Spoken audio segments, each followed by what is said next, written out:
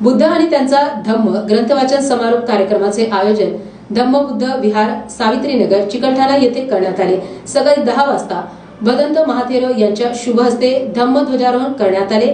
त्यानंतर सावित्रीनगर चिकलठाणा परिसरात भव्य धम्म मिरवणूक काढण्यात आली। तदनंतर भिक्खू संघास भोजनदान करण्यात आले। त्यानंतर भिक्खू संघाचे धम्मदेसना कार्यक्रम संपन्न झाले। श्रद्धावान आहेत, धार्मिक आहेत, दानी आहेत पाहिजे। तो बोलला ठीक आहे, आपण बद्दजीला परत विचारू आणि मग बद्दजीची ही तारीख निश्चित करण्यात आली। ही 3री तारीख आहे आणि आज प्लेटांचा कामगार वर्ग जास्त असल्यामुळे त्यांच्या म्हणण्यानुसार आपण रविवारची तारीख ही फायनल केली। आणि बुद्ध यांना त्रिवार वंदन परमपूज्य डॉक्टर बाबासाहेब आंबेडकर यांना अभिवादन करतो। तसेच पूजनीय भंते काश्यप महाथेरो यांनाही वंदन करतो। आज सावित्रीनगर चिकलठाणा छत्रपती संभाजीनगर येथील धम्मज्योत बुद्धविहार या ठिकाणी वर्षावा समाप्तीच्या कार्यक्रमानिमित्त विविध कार्यक्रमाचे आपण या ठिकाणी आयोजन केलेले आहे। यामध्ये पूजनीय भंतेजीचा संघ इथे येत आहे।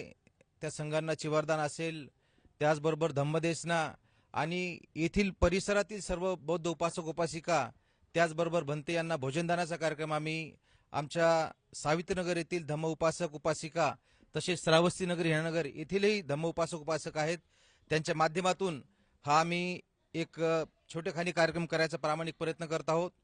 आम्ही सुरुवातीला कार्यक्रम करताना कार्यक्रम इतका भव्य होईल असं आम्हाला वाटलं नव्हतं, पण आजूबाजूच्या परिसरातील जितकेही धम्म उपासक असतील, जे धम्माचा प्रचार प्रसार करतात, धम्माला मानतात, ते सर्व मंडळी या ठिकाणी एकत्रित झाले आणि भदंत बोधिपालो महास्थवीर यांच्या धम्म देसनेचा त्यांनी लाभ घेतला।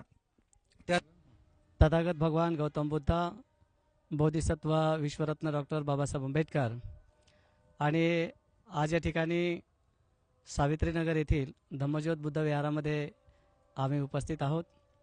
या बुद्ध विहारामध्ये आषाढ पौर्णिमा ते अश्विन पौर्णिमा या 3 महिन्याच्या कालावधीमध्ये श्रद्धासंपन्न उपासक उपासिका यांच्या विनंतीला अनुसरून या ठिकाणी बुद्ध आणि त्यांचा धम्म डॉक्टर बाबासाहेब आंबेडकर लिखित या ग्रंथाचं वाचन करून धम्मप्रबोधन करण्यात आलेलं होतं आणि या ग्रंथाचा सांगता समारोप म्हणून मागे 2-3 दिवसापूर्वी हा कार्यक्रम या ठिकाणी येथे सर्व उपस्थित उपासक उपासिका, विहार कमिटी, हिनानगर असेल, सावित्रीनगर असेल, तर या परिसरातील सर्व उपासकांनी स्वतःचं दान दिलं, योगदान दिलं, वेळ दिला आणि उत्साहाने सहभागी झाले आणि परिणामी स्वरूप अतिशय भव्यदिव्य प्रमाणामध्ये या ठिकाणी हा कार्यक्रम संपन्न झाला।